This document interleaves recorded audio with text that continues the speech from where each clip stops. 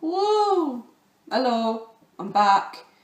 This is probably the first video that I've done that hasn't been about the Acts of Everyday project that I'm doing, but we'll just forget about that for the time being. I'm going to talk about something that has been blowing up on YouTube.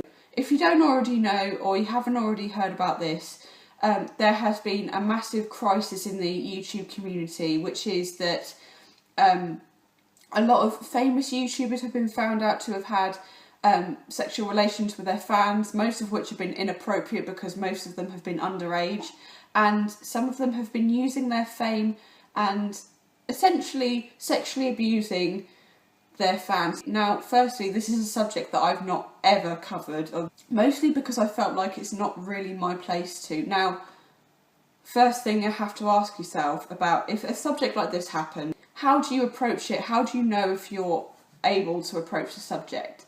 First off, I am part of the YouTube community. I am an active YouTuber, whether I'm famous or not.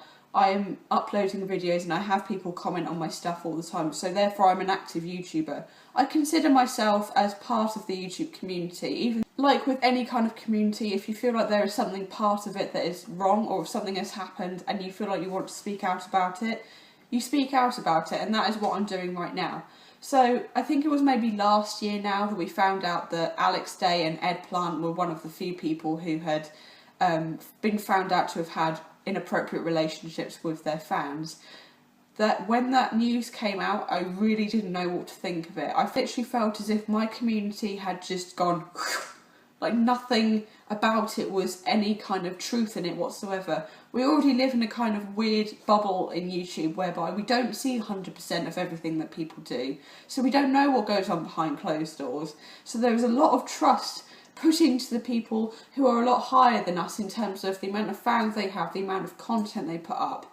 There's a lot of trust put in these people, and I feel like it's really quite disgusting that they've used that fame and that power for something that is truly horrible. What I also found really quite gutting for me was the fact that there were fans of these people who would defend them. Now, to put it into context, into real life, if you had a friend or a work colleague or someone who you knew who you found out was having inappropriate relationships with someone and was going to get convicted for it, you would not want to be friends with that person. Just outrightly, you would not be friends with that person anymore. You would not be associated with that person in any way, shape or form. And yet, because these people are famous, they are able to get away with shit like this, and it's not fair. It certainly makes our community look really, really crap.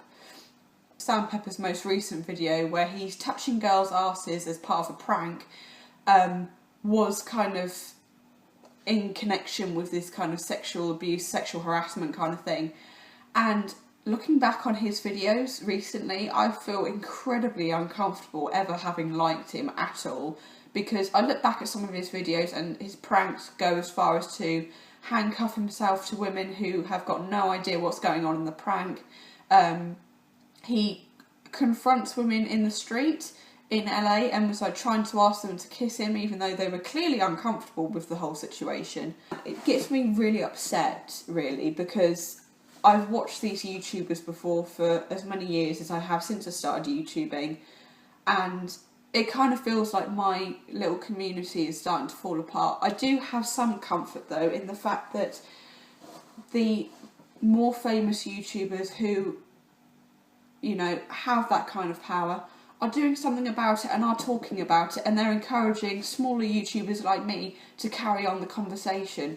Unfortunately, it's one of those things that we may not be able to eradicate as quickly as we would like to. We want to end up being convicted for it, because it's not fair that a handful of people convict these crimes and it makes the rest of us look like terrible people, or it makes the rest of the community look like a really dangerous community to be part of. I remember the first few weeks after it was found out about Alex Day and Ed Plant, and I literally was scared to go on YouTube. I was really terrified to even go on YouTube. Or kind of second wave of it is coming through, of, you know, more people being discovered to have, you know, committed these crimes, or have been, you know, been sexually harassing people, I feel like, no, you know, once was enough.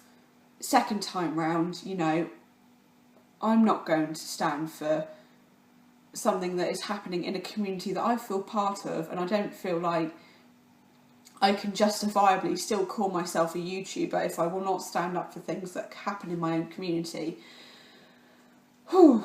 Do you have any thoughts or opinions about, you know, what has been going on in the YouTube community over the last year or so? Please comment below. And seriously, anyone who has ever felt like they've been victimised in any way, shape or form, not even from the YouTube community, but if you've ever felt like this has happened to you, you really, really, really, really need to speak up, because it's not something that is okay. So I hope this is food for thought for everyone. See you later.